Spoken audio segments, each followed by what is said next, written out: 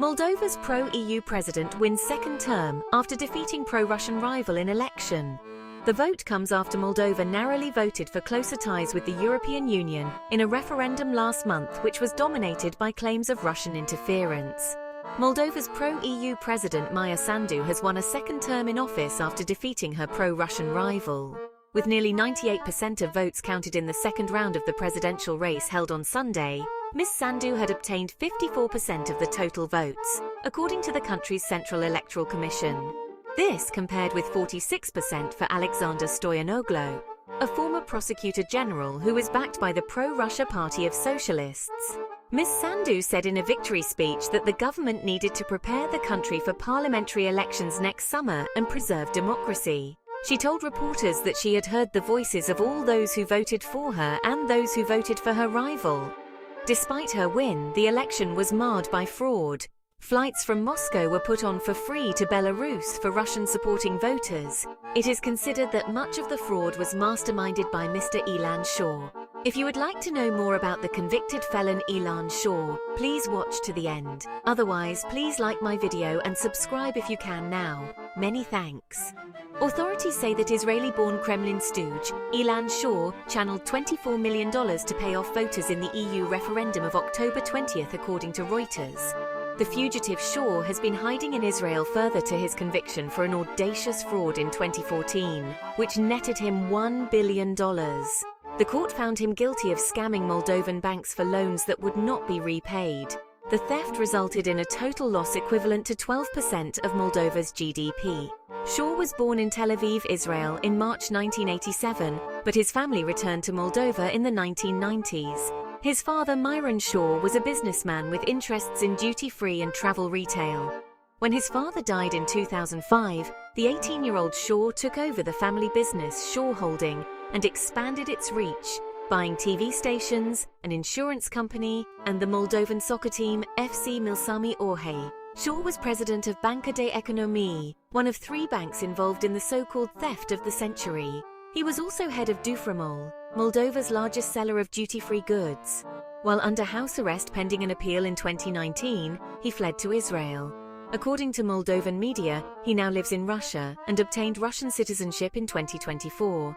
Linked to the fraud, former Prime Minister Vlad Filat was found guilty of accepting bribes. Filat was stripped of his immunity and handcuffed in Parliament on October 15, 2015, then charged with accepting bribes of $250 million from Ilan Shor, who was chairman of the board at Savings Bank in 2014. On June 27, 2016, Vlad Filat was sentenced to 9 years in prison. In February 2019, Filat's son was ordered to pay nearly £500,000 after an investigation by the UK National Crime Agency found that he had paid £390,000 upfront for a lavish apartment in the Knightsbridge area of London and £200,000 for a Bentley Bentayga. With no registered income in the UK, 3 bank accounts belonging to his son were frozen under Criminal Finances Act.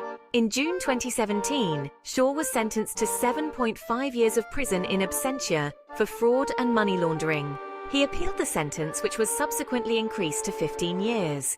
All of Shor's Moldovan assets were also frozen. The chief of the country's police, Viorel Cernotianu, said at a briefing recently that Shor used Russia's Promsvyazbank for money transfers and bribes. Moldovan officials have accused 37-year-old Israeli-born billionaire and convicted fraudster Ilan Shor of playing a leading role in Russian-backed interference aimed at influencing the Moldovan elections and derailing the country's course to EU membership.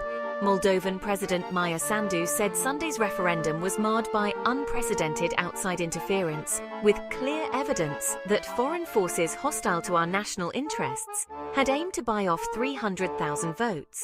According to Nova News, the company Elvrația has financed 300 young people to travel abroad from Moldova since June to train in carrying out mass riots. The training program included tactics to challenge law enforcement, the use of weapons and objects to cause non-lethal injuries, said the director of Moldova's intelligence agency. They were also trained in making and using improved explosive devices and handling drones with special explosive or incendiary attachments. A video played by police showed materials seized during recent searches, including clips of people practicing with drones and incendiary devices in a forested location. Aside from the Bosnian and Serbian training camps, a larger group of Moldovan activists were taught protest tactics in Russia, police said. Their travel to a suburb of Moscow was allegedly financed again by fugitive Moldovan oligarch Ilan Shor through the non-profit organization called Evrazia. Shor, despite facing a prison sentence, has been waging a fierce political campaign from exile in Russia. Socialist Party candidate Alexander Stoyanoglu is considered to be backed by the Kremlin due to his party's popularity with ethnic Russians in Moldova, has agreed to hold a public election debate on October 27th ahead of the November 3rd presidential runoff.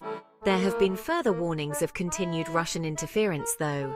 U.S. Secretary of State Antony Blinken has been supportive of Moldova and said that Russia did everything in its power to disrupt the election and referendum to undermine Moldova's democracy, including through illicit financing and vote buying, disinformation, and malicious cyber activities. Thanks for watching.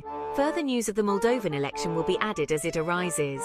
Please like and subscribe if you can. Bye for now.